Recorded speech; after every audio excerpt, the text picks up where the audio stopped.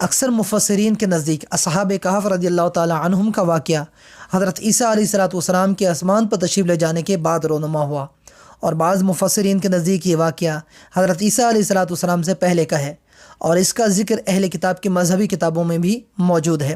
اسی وجہ سے یہودیوں نے بڑی توجہ کے ساتھ ان کے حالات محفوظ رکھے۔ بہرحال یہ واقعہ کس زمانے میں رونما ہوا، اس کی اصل حقیقت اللہ تعالیٰ ہی بہتر جانتا ہے۔ البتہ ہم یہاں بعض معتبر مفسرین کی طرف سے بیان کردہ اس واقعے کی بعض تفصیلات کا خلاصہ ذکر کرتے ہیں۔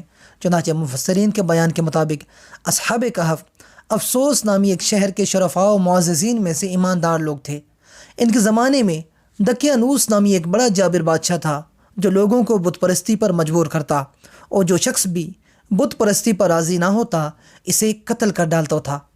دقیانوس بادشاہ کے جبر و ظلم سے اپنا ایمان اور جان بچانے کے لیے اصحاب کہف بھاگے اور قریب کے پہاڑ میں غار کے اندر پناہ گزین ہوئے اور وہاں سو گئے، اور 300 برس سے زیادہ عرصہ تک اسی حال میں رہے۔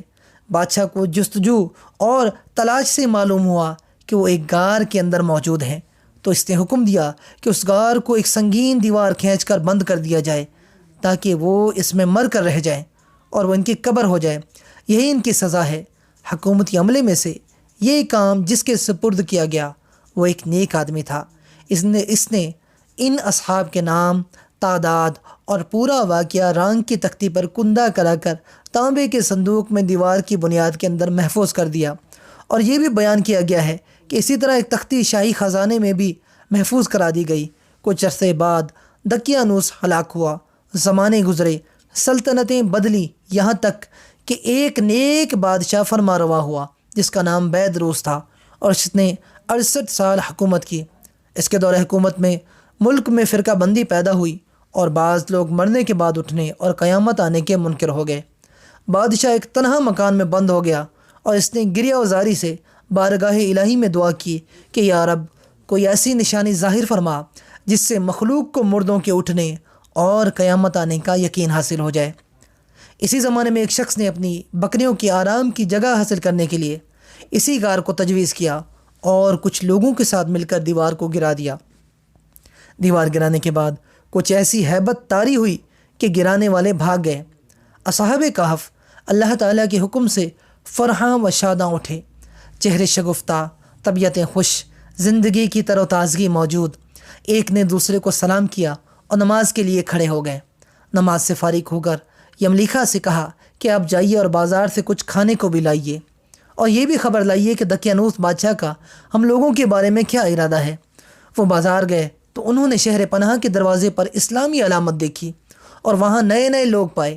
یہ دیکھ کر انہیں تعجب ہوا کہ یہ کیا معاملہ ہے، کل تک تو کوئی شخص اپنا ایمان ظاہر نہیں کر سکتا تھا، جبکہ آج اسلامی علامتیں شہر پناہ پر ظاہر ہیں۔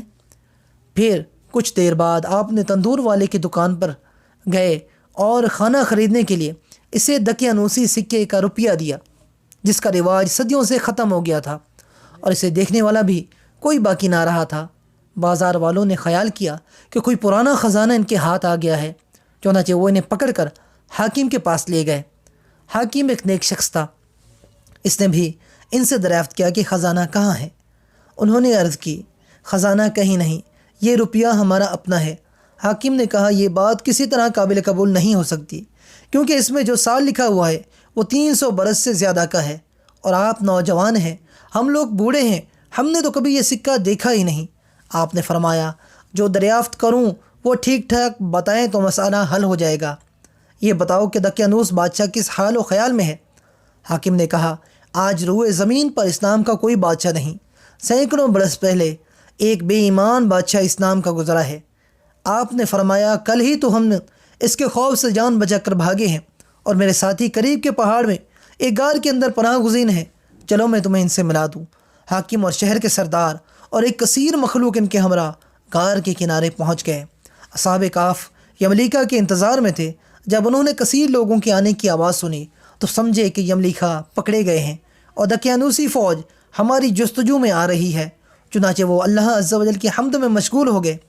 اتنے میں شہر کے لوگ پہنچ گئے اور یملیکا سے بقیہ حضرات کو تمام قصہ سنایا۔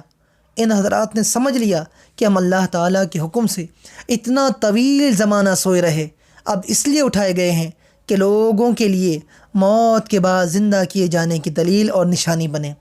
جب حاکم شہر غار کے کنارے پہنچا تو اس نے تانبے کا صندوق دیکھا، اس کو کھلایا تو تختی برآمد ہوئی۔ اس تختی میں ان اصحاب کے اسماء اور ان کے کتے کا نام لکھا تھا، اور یہ بھی لکھا تھا کہ یہ جماعت اپنے دین کی حفاظت کے لیے دقیانوس کے ڈر سے اس غار میں پناہ گزین ہوئی۔ دقیانوس نے خبر پا کر ایک دیوار میں انہیں غار کے اندر بند کروا دیا۔ ہم یہ حال اس لیے لکھتے ہیں تاکہ جب کبھی یہ غار کھلے تو لوگ ان کے حال پر مطلع ہو جائیں۔ یہ تختی پڑھ کر سب کو تعجب ہوا اور لوگ اللہ عز و جل کی حمد و ثنا بجا لائے کہ اس نے ایسی نشانی ظاہر فرما دی جس سے موت کے بعد اٹھانے کا یقین حاصل ہوتا ہے۔ حاکم شہر نے اپنے بادشاہ بیدروس کو واقعے کی اطلاع دی، چنانچہ بادشاہ بھی بقیہ معززین اور سرداروں کو لے کر حاضر ہوا اور شکر الہی کا سجدہ بجا لایا کہ اللہ تعالیٰ نے اس کی دعا قبول کی۔ اصحاب کہف نے بادشاہ سے معانقہ کیا اور فرمایا، ہم تمہیں اللہ عز و جل کے سپرد کرتے ہیں، والسلام علیک ورحمۃ اللہ وبرکاتہ۔ اللہ تعالیٰ تیری اور تیرے ملک کی حفاظت فرمائے اور جن و انس کے شر سے بچائے۔ بادشاہ کھڑا ہی تھا کہ وہ حضرات اپنے خواب گاہوں کی طرف واپس ہو کر مصروف خواب ہوئے اور اللہ تعالیٰ نے انہیں وفات دے دی۔ بادشاہ نے سال کے صندوق میں ان کے اجساد کو محفوظ کیا اور اللہ تعالیٰ نے رعب سے ان کی حفاظت فرمائی، کسی کی مجال نہیں کہ وہاں پہنچ سکے۔ بادشاہ نے سر غار مسجد بنانے کا حکم دیا اور ایک خوشی کا دن معین کر دیا کہ ہر سال لوگ عید کی طرح وہاں آیا کریں۔ اس سے معلوم ہوا کہ صالحین میں عرس کا معمول قدیم دور سے